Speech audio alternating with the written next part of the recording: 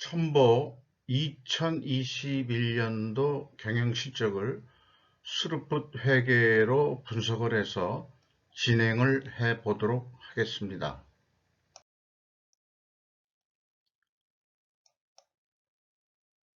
주가는 현재 27만 9,500원으로서 2020년 말 대비 97,100원이 상승했습니다. 장부가격 대비 1168%로 매우 높게 형성이 되어 있습니다. 시가총액은 9,816억 원이나 증가했습니다. 5% 이상 주주명을 보면은요, 이상률씨, 서장환씨, 이슬기씨, 이현지씨 5% 이상 네 분이 개인 주주로 들어와 있습니다. 외국인도 들어와 있는데 8.86% 되겠습니다. 손익 내용에 와서요. 매출은 2021년도에 929억 원을 달성했습니다. 전년보다 3.7% 증가했는데 상대적으로 매출 재료비가 3.9%가 증가했습니다.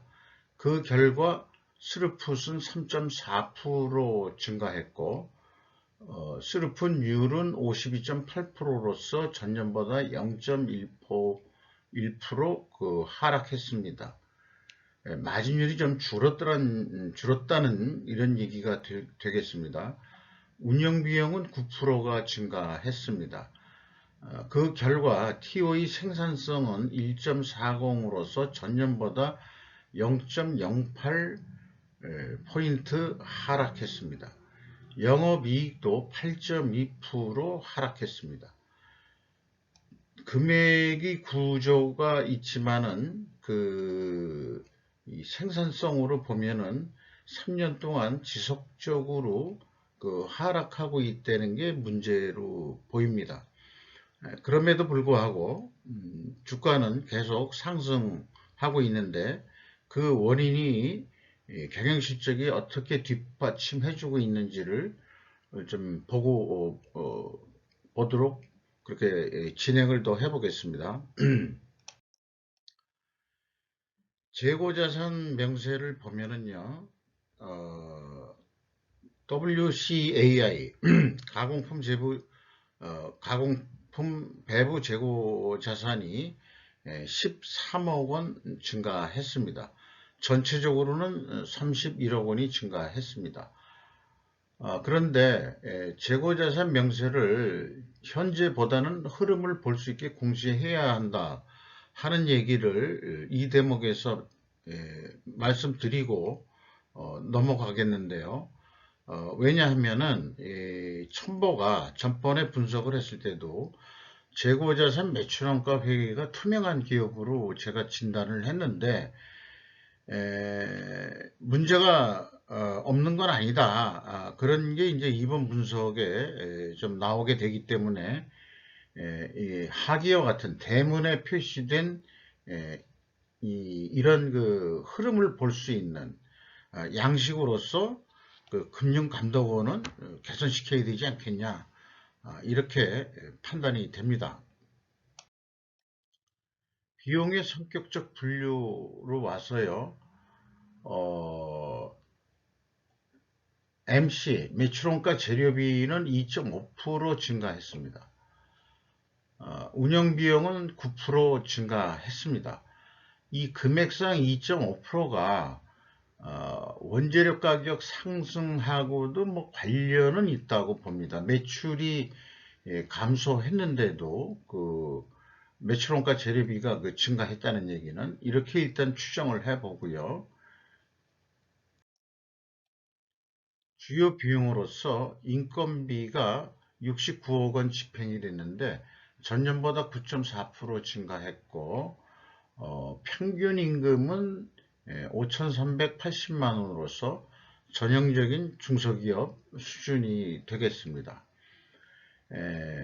그 비용 중에서 이 전력비, 유류비, 폐수처리비 이렇게 그 환경과 에너지에 관련된 비용들을 모아봤는데 78억 원이 집행이 돼가지고 7.4%가 증가했습니다.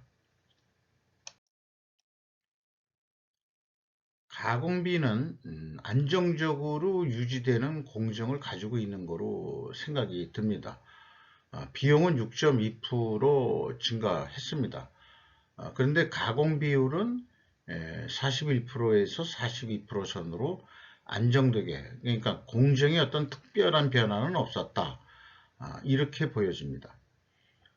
PQ 총 제조 비용의 차이가 없습니다. 이것은 스카이 홀딩스가 분석하는 그 재고자산의 변동 범위하고 회사의 재고자산 변동 범위가 일치함을 말하고 있으며 가장 표준적인 방법이라고 할 수 있겠습니다. 재고자산 회계 투명성 검증에 와서요.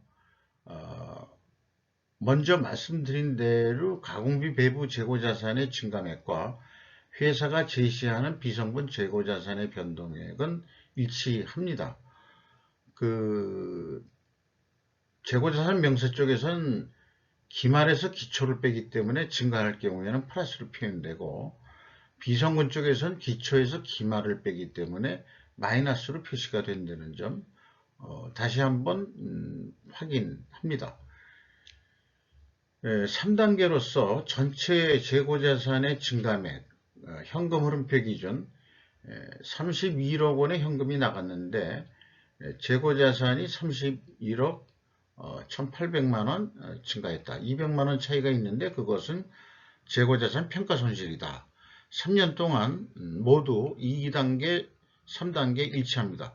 이 정도까지 왔으면은 재고자산 회계 투명성은 인정된다. 이렇게 얘기할 수 있습니다. 경영평가 지표로 와서요. 재고자산 회전율이 3년 동안 계속 떨어졌습니다. 그리고 TOE 생산성도 계속 떨어졌습니다. 그러니까 그 재고 회전율이 떨어진다는 얘기는 재고가 계속 증가한다는 얘기고요. 생산성이 계속 떨어진다는 얘기는 뭔가 판매 가격이 그렇게 원재료 가격이 만약 상승을 했다면 원재료 가격이 상승한 만큼 제품 가격에 그렇게 반영을 못하고 있다. 이렇게 해석이 되기도 합니다. 총 자산 회전율은 0.37로서 그렇게 높은 편이 아니고 이것도 계속 하락해 오고 있는 게 문제죠. 그 다음에 매출 채권 수금 속도도 좀 느려졌고 전년보다는 그러나 이제 매입 채무 회전율은 본인들의 그 수금 속도보다도 빠르긴 합니다만 전년도보다도 이 영업 활동에 의해서 수금 및 대금 지급 활동은 느려졌다. 이렇게 산출이 됩니다. 그래서 투명 가정이라고 하더라도 투명하려고 그러면은 그 원재료 가격이 상승했던가 제품 가격이 하락했을 것이다 하는 추론을 해봤죠. 그러나 이제 2021년부터 금감원에서 개정한 이 규준으로 인해 가지고 회사들은 주요 제품 가격 및 서비스 가격을 공시를 해야 되고 원재료 가격 추이도 공시를 해야 되고 매출 및 수주 사항도 공시를 하게 되어 있습니다. 그런데 이제 주요 제품은 2차 전지 소재만을 하나만 표현을 했는데요. 45.8%로 크게 증가했습니다. 그렇다면은 원재료 인상률만큼 올린 것이냐? 이 인상이 됐어도 원재료 인상률만큼은 반영을 못했다. 이런 건지. 그래서 원재료 가격 추이를 봤는데 그건 공개가 되질 않았어요. 그리고 이제 원재료 매입 실적만 나왔는데 금액상으로만 90.2%가 그 매입액이 증가를 했습니다. 이것을 그 단가 인상률로 보기는 어렵거든요. 그래서 기왕에 여기까지 온 김에 내친 김에 재고자산 그 투명성을 그 검증을 해왔는데 원재료의 그 수불사항에 의해서 투명성을 한번 검증해 보자. 이렇게 해서 재고자산의 원재료에 이제 기초재고가 있었죠. 그리고 그 다음에 이제 사용 기말재고가 있었습니다. 이 금액은 그대로 가져오고 그 매입액은 이제 그 회사가 제시한 매입액을 반영을 하면은 기초에서 매입액을 더해가지고 기말재고를 빼면은 이 사용액이 돼 있는데 그러면 비성분에서 원재료 사용액이라고 나온 것은 446억 원이 안 되거든요. 그러면은 갭이 1225억 원이나 났는데 이렇게 크게 괴리가 있을 수는 없고 보면은 매입 실적은 연결 기준으로 해석이 될 수밖에 없습니다. 그래서 제가 그 재고자산 명세가 수불식으로 이게 공개가 돼야 된다 하는 것을 계속 강조드리는 거고요. 알고 싶은 것은 원재료의 매입 가격 추이인데 이것을 공개를 안 하면 어떡할 거냐? 대외적인 비밀이냐? 뭐 잘은 모르겠습니다만은 그냥 구매액 정도로 이렇게 공시한다고 회사의 신뢰도가 올라가는 것은 아니다. 그러니까는 그 종속기업의 그 사용액이 이만큼 1225억이라 그러면은 종속기업이 한 세 군데 되어 있는 거로 되어 있는데요. 같은 화학물질 제조업으로 되어 있거든요. 뭐 중국에도 공장을 짓고 그 다음에 국내 무슨 다른 종속회사가 두 군데 있습니다. 자, 여기까지 한 다음에 현금 재무지표로 와서 캐펙스 자본적 투자는 2020년에도 308억, 2021년에도 604억 원을 투자를 했습니다. 그 회사가 계속 투자를 한다는 것은 지속 가능성의 어떤 그 예측치로서도 바라볼 수 있는 거죠. 물론 이 투자가 다 100% 성공하리라는 것은 없지만 기업이란 것은 어떤 가능성을 보고 계속 투자하는 거기 때문에 내부적으로도 면밀히 검토했을 거라고 생각을 합니다. 종속기업 및 관계기업 비율이 42.3%로 증가했습니다. 그만큼 종속기업 및 관계기업에도 계속 투자를 하고 있다. 이렇게 나타납니다. EAT 세후 현금 순이익은 259억 원으로서 현금 수익률로는 10.9%, 전년과 동일한 수준입니다. 지급이자가 나간 게 있는데요. 그 재무상태표에서는 이자 부채가 없습니다. 그래서 이 지급이자가 리스 사용료를 그 지급이자 처리한 거로 그렇게 해석이 됩니다. 주주잉여 현금 흐름은 주주들이 2021년도에는 185억 원을 자본을 늘려줬고 2020년도에는 126억 원을 가져갔습니다. FEM 최종 그 155억 원의 현금이 유출이 됐습니다. 현금 버퍼율은 41%로 전년보다는 떨어졌고요.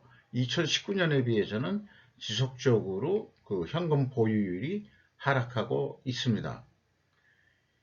이익잉여금은 126%로 전년보다 떨어졌고요. 납입자본 성장률도 전년보다도 떨어졌습니다.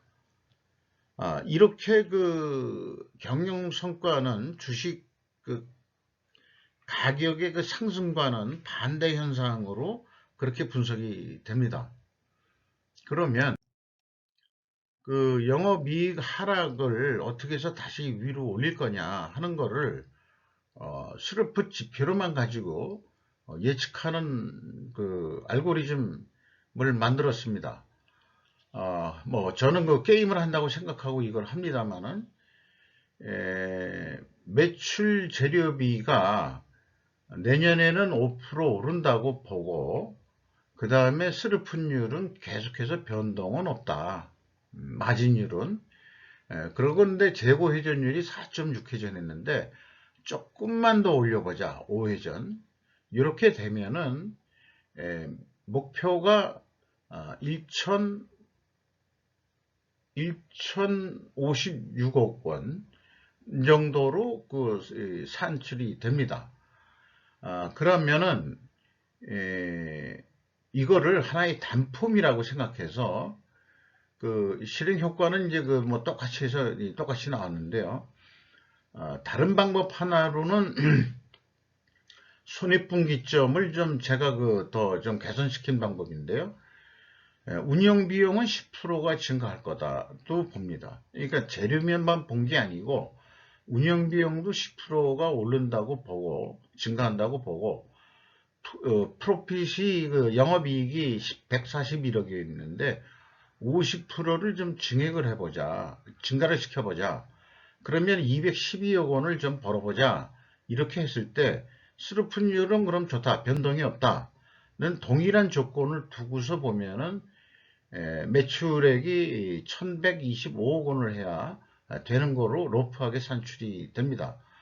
그러면은 어떤 것을 선택할 거냐 하는 거는 이 범위 내에서 매출 계획을 세워보면 되는데 C프렌으로서 이거를 그 경영주한테 그 단가 승인을 받는다고 생각을 해보면은 또는 납품업체한테 가격 협상을 해서 승인을 받는다 이렇게 이제 비유를 하면은 많이 눈에 익숙한 대로 이제 그 견적 가격을 내는 거죠. 매출 재료비가 5% 오르고 그 다음에 그 운영 비용이 10% 오르고 이익을 우리가 한 200억 정도 봐야 되겠다 그러면은 견적 가격은 이걸 뭐 그냥 원으로 얘기하겠습니다. 10만 5,600원의 견적 가격을 낸다. 그래서 협상을 잘 해가지고 매출 재료비 올라간 거나 그 운영 비용 정도는 올려줘야 되지 않겠소. 이래 가지고 견적 가격을 그 10만 5,600원에 냈는데 계약은 10만 원에 됐다. 이렇게 보면은 15,519원의 영업이익을 낼 수 있다. 이런 내용이 되겠습니다. 그래서 실행할 때 그 재고 회전율을 조금 더 올리고 그 다음에 그 스루픈율이 이 재고 회전율이 더 올린다면은 스루픈율도 덩달아서 조금 상승할 거로 그렇게 예측을 합니다. 그러면은 이게 한 그 10만 원에 계약이 됐더라도 한 11만 원에 또는 12만 원에 어떤 판매 효과를 낼 수 있을 거라고 저는 믿습니다. 이상 첨보 2021년도 실적 및 2022년도 예측 게임을 해봤습니다. 감사합니다.